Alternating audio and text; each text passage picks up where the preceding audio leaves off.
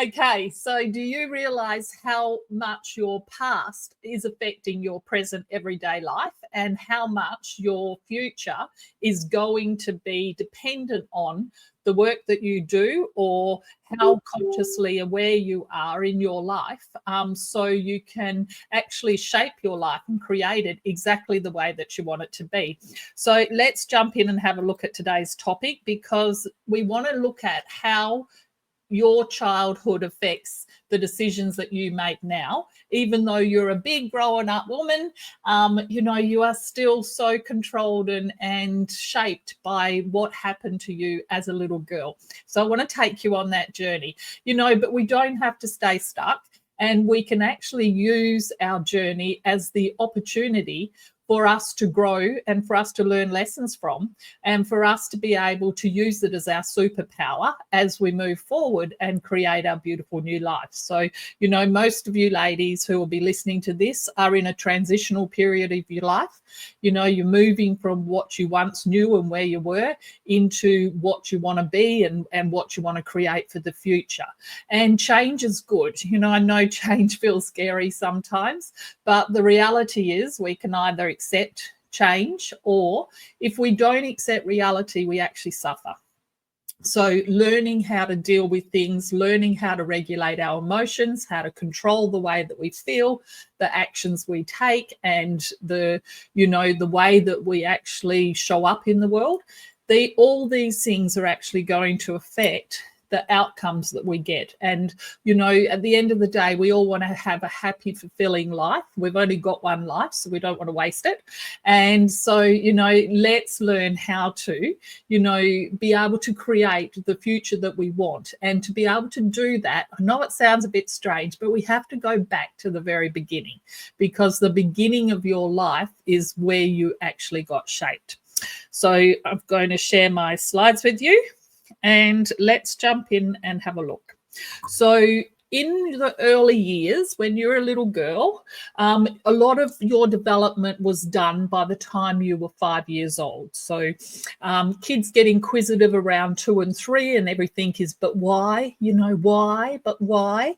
And they start to be able to, piece pieces together where they're very, want to work out why things happen the way they do.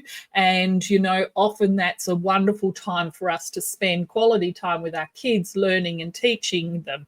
But, for a lot of parents, they're busy and they're doing life and just surviving. And this is where I think as grandparents, we've got a real role that we can play in our grandchildren's lives. If we are emotionally healthy and intelligent, we can see how our little people around us are being formed and how their personalities are being created, and how some things that happen we don't even realize, but they can be really traumatic for a child.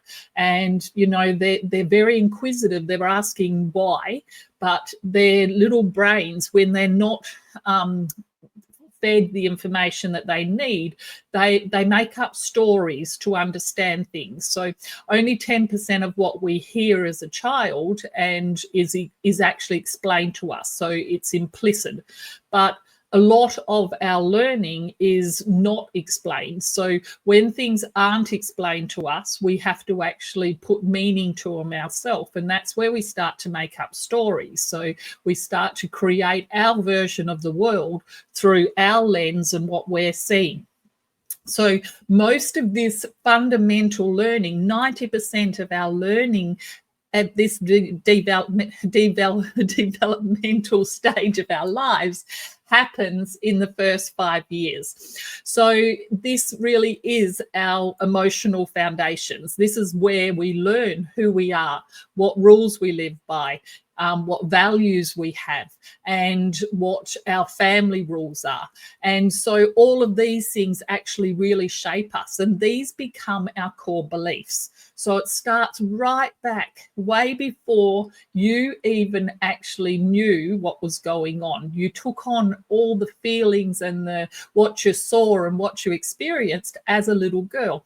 Now, we know that not every house is, fully functioning. Most homes homes are dysfunctional in one way or another.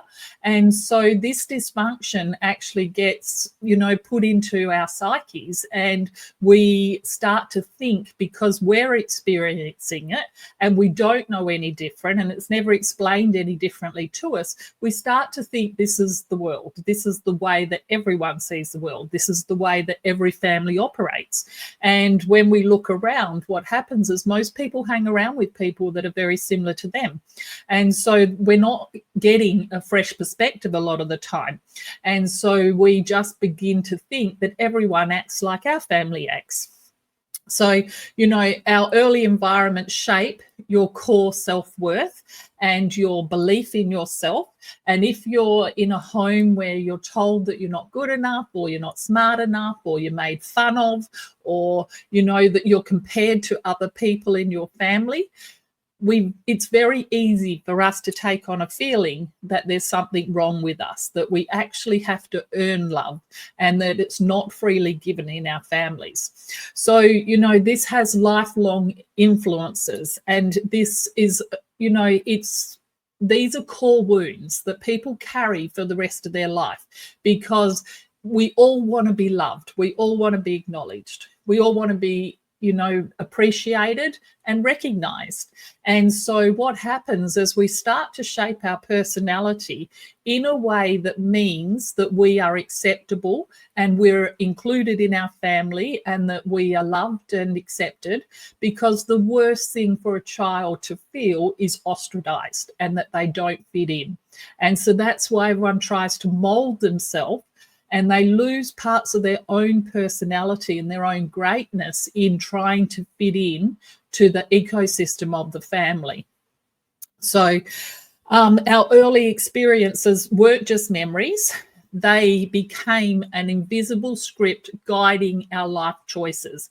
And these life choices that we go on to make, it's not a conscious life choice. These become subconscious programs in our brain, and we don't even think about it because we're just running on autopilot most of the time.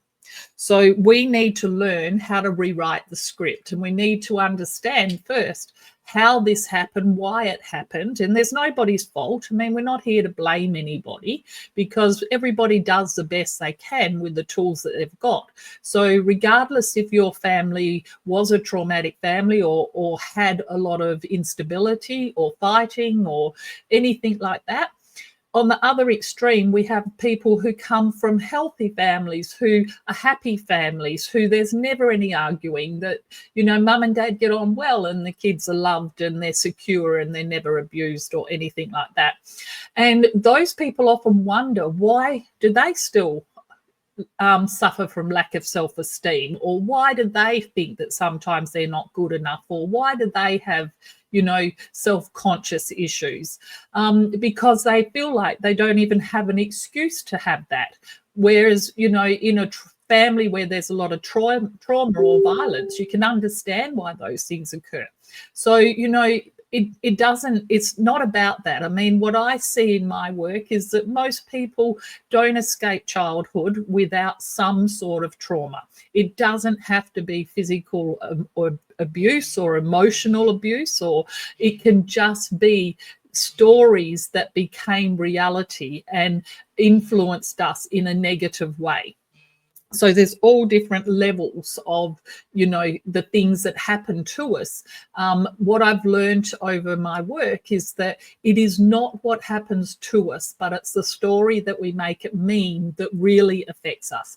And these are things that we can learn to take control of now that we're growing, and we can learn new tools, we can learn new skills, and we can look at and be objective about the things that we used to believe. But until we become self-aware, until we start to question some of our thoughts and feelings and actions, then nothing in our life changes. We just tend to go along and do the same things, hang around with the same people, have the same expectations, and life just rolls on. But, you know, what I love to encourage people to do is to actually become much more conscious in their life and have a firm plan of what they want their life to look like, and then to go out and to create the life that they want to be living, rather than just living in existence, because it's so easy to give your power away. And when you blame and complain and just accept that this is my lot, you are really powerless to change it. And, you know, when you feel powerless, it's very easy to get sucked into and go down that, you know, the slippery slope. And that leads you to depression and you know, lack of self-esteem and feeling unworthiness. And then when feeling like that, you tend to soothe and use other negative things to, you know, to take your feelings away, to actually stop you having to feel the hurt or feel the pain. We start to use soothers. So it can be a real negative, destructive cycle for us. But, you know, the other side of that is we can create a beautiful new life for ourselves once we start to become aware of how powerful our brain is, how powerful our mind is. And, you know, learning to take control of our mind is such a valuable skill that we can all have. So there's hidden parts that show up in adulthood that come from our childhood. You know, it's no accident that you are in the career that you are in, because the personality type of what you developed as a little girl, that will have shaped your choices choosing a career. So subconscious beliefs about your capacities influence your career choices. It's also influenced by your behavior patterns. So a lot of people pleasers, excuse me, a lot of people pleasers, nurses, teachers, people who are always wanting to support and help other people, social workers, career counselors, those sort of things. People who were brought up and had the need to be significant, to prove himself, to be a hero child, they will often have leadership roles. They will be in positions where they're doing well, where they feel prestigious. So our childhood shapes our career choices. It also shapes our relationship choices or our relationship patterns and our attachment styles. These form very early and they help us to be able to connect. So we learn how to connect and become attached to other people. But, you know, often people don't have healthy ways of doing that. The next one is the decision loops. 70% of midlife women repeat family-based decision patterns. So monkey see, monkey do. You know, if you grew up in a house where you saw your mum maybe being controlled, maybe, you know, having no voice, maybe having to walk on eggshells, then 70% of midlife women will be doing a similar pattern. 30% might have rebelled and made a conscious effort to do something different. But sometimes when we do that as a reaction, it's not healthy either. So what we need to learn to do is what is healthy?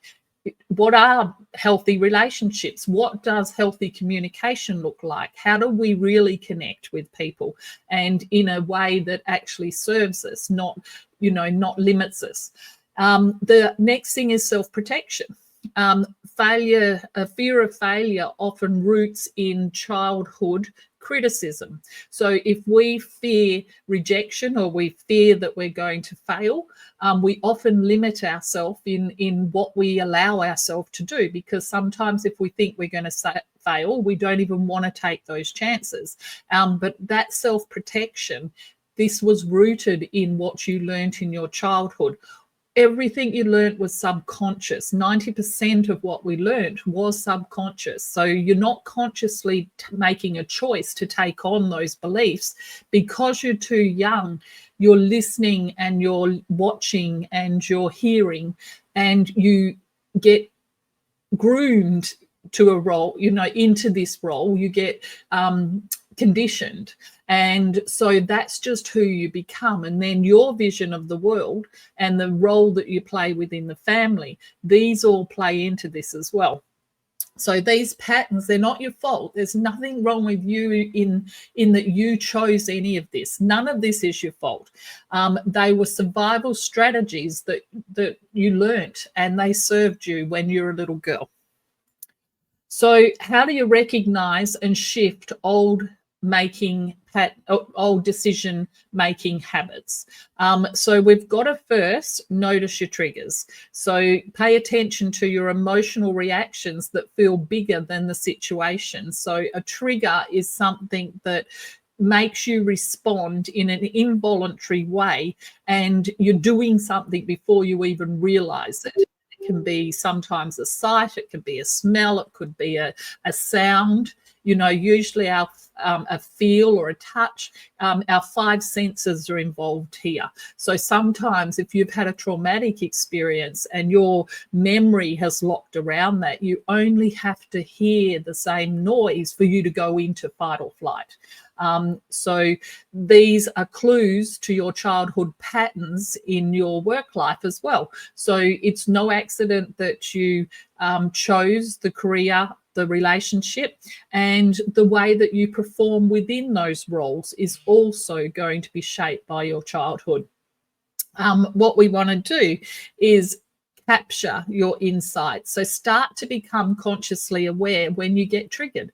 Start to be consciously aware of how you're feeling, what you're doing, what you're experiencing, so you can start to just take notice of why you get triggered, not how or what you do about it, but just become aware of when you get triggered. And look at the themes across all areas of your life. Look at them in your relationships, look at them in your work, look at them at how you parent. Because what we know is that how we do little things is how we do big things. So if you're behaving in a certain way in one area of your life, or if you're being stopped or limited, or you've got limiting beliefs in one area, then they're going to be consistent across your whole life. So, these behavior patterns come out then. So some people are really great procrastinators, whereas they won't take action, they stall, and then they just make themselves busy doing other things. Other people are great overthinkers, so they get stuck in their head reprocessing over and over again, and that's a form of procrastination as well, because you're not taking action. Other people, they can be aggressive, they can be loud, they can be domineering or controlling, and we often fear those people, but those people are really just wounded little children as well. Other people become submissive, they shut down completely, and they don't, they lose their voice, they don't speak up, they try and blend into the background so they don't draw attention to themselves. So all of these things affect us right through our life. And if you think back about your life, you'll notice that your behavior patterns have been consistent, generally all through your life. And you get to this stage and you wonder, how did I become me, and what shaped me, and why did I make the decisions I made? It was just because you were doing the best you could with what you knew at the time. And you can't expect anything more of yourself than that. You've got to be kind to yourself. You've got to learn to love yourself, and you've got to learn to be kind and recognize that, you were trying to do your best. And that's where we often get caught up in shame and guilt, and we bash ourselves up, and then that just becomes a negative cycle as well. So we've got to, transform our limiting behavior patterns that we learned as a little girl if we want to start being more controlled in the future. If we want to not just let our life just happen, we want to actually create the life that we want to live, we've got to learn to stand up, and we've got to learn to be responsible. And when I say responsible, a lot of people, they get confused about being responsible. You don't need to be responsible for other people's actions, but you need to be responsible for where you find yourself right here, right now. Because, the truth is, we are where we are in our life because of all of those decisions in the past that we've made or we've allowed other people to make for us. And so all of those decisions together got us to this place, because everything's first created as a thought. The thought turns into a feeling. The feeling turns into an emotion. The emotion turns into an action, and the action turns into a result. So the result of our life is because of all the thoughts that we've had in the past, or we've taken on other people's thoughts. Now we're here at this place. Guess what? We've got the opportunity to, recognize that we are much more powerful than we've been thinking that we are. We do have the ability to change. We do have the ability to pivot and to create something much better for ourselves than what we've had in the past. And I really think it's a wonderful opportunity for separated and divorced women to start with a clean slate. When you're in a relationship and you're with somebody, it's hard to do that. But when you're starting off, you can literally reset your life and start with a clean slate, with a pencil, and start thinking about the future that you actually want to create. Because what I find is so many ladies have given up dreaming. They've stopped believing in themselves. They've stopped believing in what's possible. They don't even think about what they really want for themselves and their future. And when we get consciously aware and we start to look at all of those things, what a wonderful time in our life it is to be able to make these changes, because our kids are getting older and off our hands. We're usually more stable once we're settled and gone through our separation and divorces. We are more self-sufficient because we know that we're smart, we work hard, and we can look after ourselves. And so it's our opportunity to actually create a future that we really want to live. So this is a exercise that I want you to think about, is rewriting the story that you tell about yourself and you tell about what is possible for you. So recall a childhood moment and gently remember a situation where you made a limiting decision about yourself. So just think, sit down, grab a pen and do this exercise. So recall a childhood moment when you made a decision that limited you. I want you to be compassionate to yourself. I want you to think of your adult self offering understanding to that little girl, loving that little girl, expressing gratitude, expressing love, expressing kindness, like you would to another child. Give it to yourself and let them know that they didn't know that they were making a mistake. They didn't know what they were doing. They were just acting on autopilot, and that, be kind and compassionate to that little girl, because that little girl is, she feels lost and she feels afraid and she feels an imposter. She feels not good enough. And we want to give her some self-assurance that she is okay. What you have been through, it wasn't because you were, there was anything wrong with you. You were doing your best with the tools and the skills that you were taught. So I want you to then create a new perspective. What would you tell that little girl knowing what you know now? All the things that I've told you, what's possible. What would you tell that little girl? Would you tell her to be braver? Would you tell her to have more confidence? Would you tell her to choose carefully the person that she brings into her life? Would you tell her that you are beautiful, you are smart, you are capable, you could do any job that you set your mind to? Would you tell her not to run into just the first man's arms that comes along, or, to get swept off your feet, or to believe that a man was coming to save you, or that, to marry the first person who showed you kindness? Would you tell her to be more discerning and think about what she wants for herself and her life, and to not lose herself in her relationships?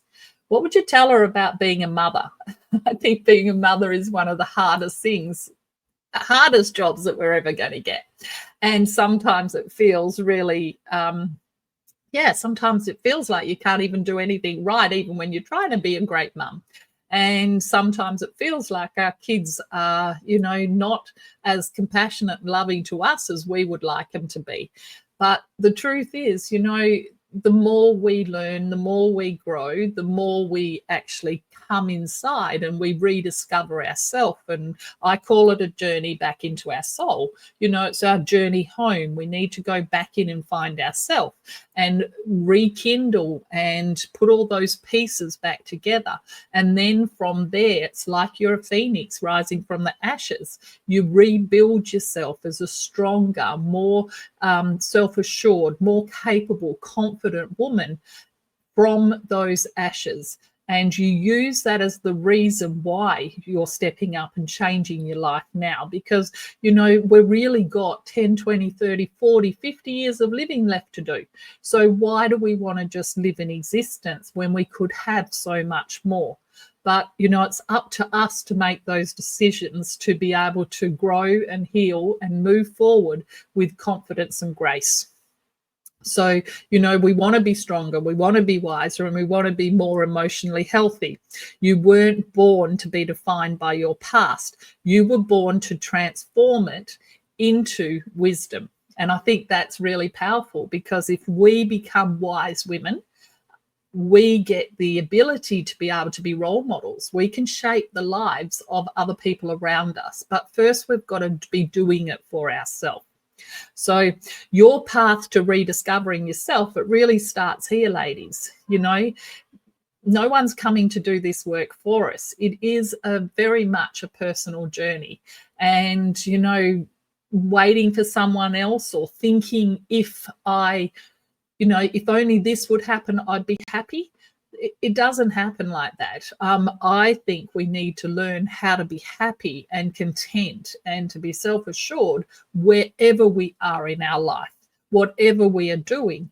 And then I know when we love ourselves and we make good decisions and we're confident in the decisions we make, then everything starts to fall into place for us. And we actually have so much more power than we believe that we do. We offer you a few options if you want to start learning about yourself, if you want to start healing, if you want to start growing. Why don't you join us at one of our 3-day events? We run these around the capital cities, and they are beautiful. Beautiful events. I love them.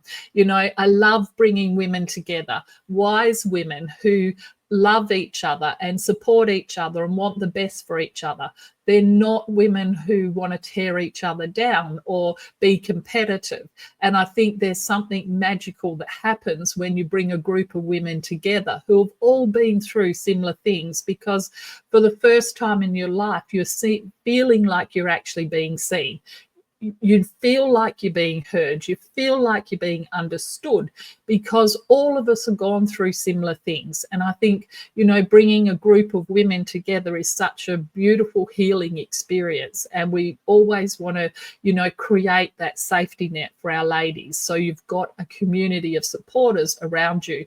And I think it's really vital for women to have a really strong network of emotionally healthy women to give them advice. And so they're not relying on people who, often have their own fears and own insecurities, and even sometimes jealousy and resentment, tearing you down rather than building you up. So that's one of the most important things. But at our 3-day events, we take you through a journey of healing, growing, and learning to create a new life. And over 3 days, the transformation in the ladies is amazing. We keep the price really low of those events. We subsidize the tickets. So a standard ticket at the moment is like $47.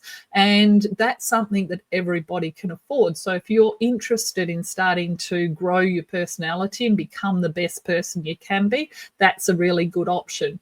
If you want to talk to a divorce recovery coach or a life transition coach, we also offer that service. It is a free service if you are, looking to improve your life, if you want to actually take some action and looking for the best way forward. That's a really good option for you. And again, we offer that free. And the third thing is just jump on our website. Just do some start doing some work, start doing some due diligence. There's lots of free videos, there's lots of articles, there's a wise woman blog that Sandra and I write, and just giving you, you know, a new perspective. We want to take your mind from what you learnt subconsciously as a little girl, and we want to expand it.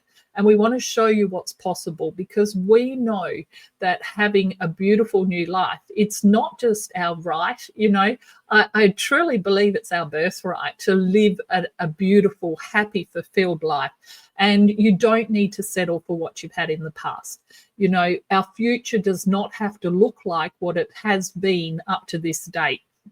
We have the ability to reset, to, you know, throw away what we have been doing that hasn't got us the results that we've wanted, and go after the life that we truly want to be living. I think that's where your power is, and that's where your strength is. And if you jump out of bed every day doing that sort of mind work, having daily rituals, having some discipline, putting in place step by step by step what you need to do, and moving yourself in the direction of your goals, I mean, great things are going to come to you.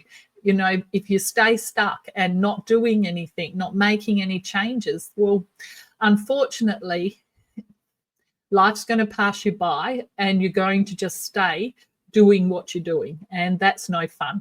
I mean, I think there's a inherent link between happiness and action.